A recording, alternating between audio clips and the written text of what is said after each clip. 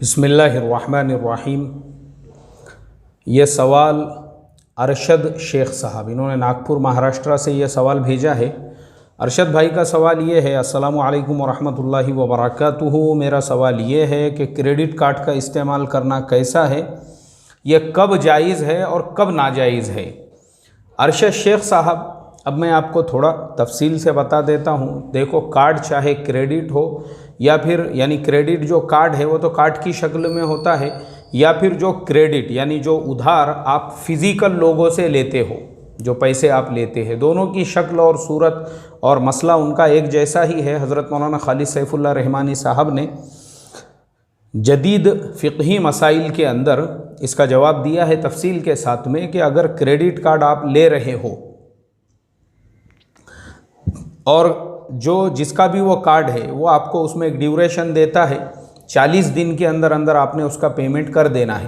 اس پہ آپ کو کوئی انٹرسٹ نہیں لگتا ہے، کوئی چارجز نہیں لگتے ہیں، وہ صورت آپ کے لیے بالکل جائز ہے، آپ استعمال کر سکتے ہو۔ ایسے ہی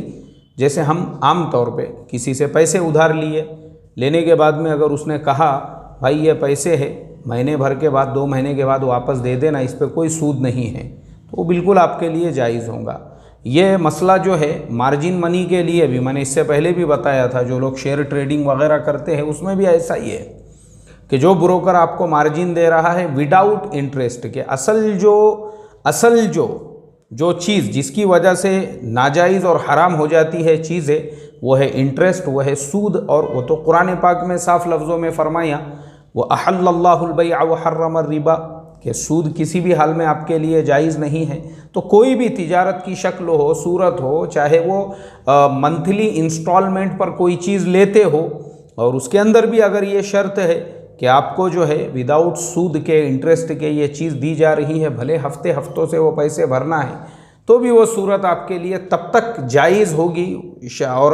یعنی اس کے جواز کی شکل ہوگی جب تک کہ وہ انٹرسٹ اور سود کے دائرے میں نہ آتی ہو۔ تو ایسا ہی کریڈٹ کارڈ کا بھی مسئلہ ہے۔ کریڈٹ کارڈ آپ 40 دن کی لمٹ ہے، اس کے اندر اگر آپ اس کے پیمنٹ کو ادا کر دیتے ہیں وہ بالکل آپ کے لیے جائز ہوگا۔ لیکن اگر کریڈٹ کارڈ پہ آپ کوئی چیز لیتے ہیں یا کوئی بھی اس پہ ٹرانزیکشن کرتے ہیں اور اگر اس کو EMI میں کنورٹ کر دیتے ہیں 12% انٹرسٹ کے ساتھ، تو وہ اب آپ کے لیے صراحتاً حرام ہو گیا، ناجائز ہو گیا۔ ایسے ہی اگر آپ وقت پہ اس کا پیمنٹ نہیں ادا کرتے ہو اور پھر اس پہ آپ کو سود بھرنا پڑ رہا ہے، تو اس شکل اور صورت میں کریڈٹ کارڈ آپ کے لیے بالکل حرام ہوگا، ناجائز ہوگا۔ اللہ سود اور انٹرسٹ سے ہماری آپ کی امت مسلمہ کی حفاظت فرمائے۔ السلام علیکم ورحمۃ اللہ وبرکاتہ۔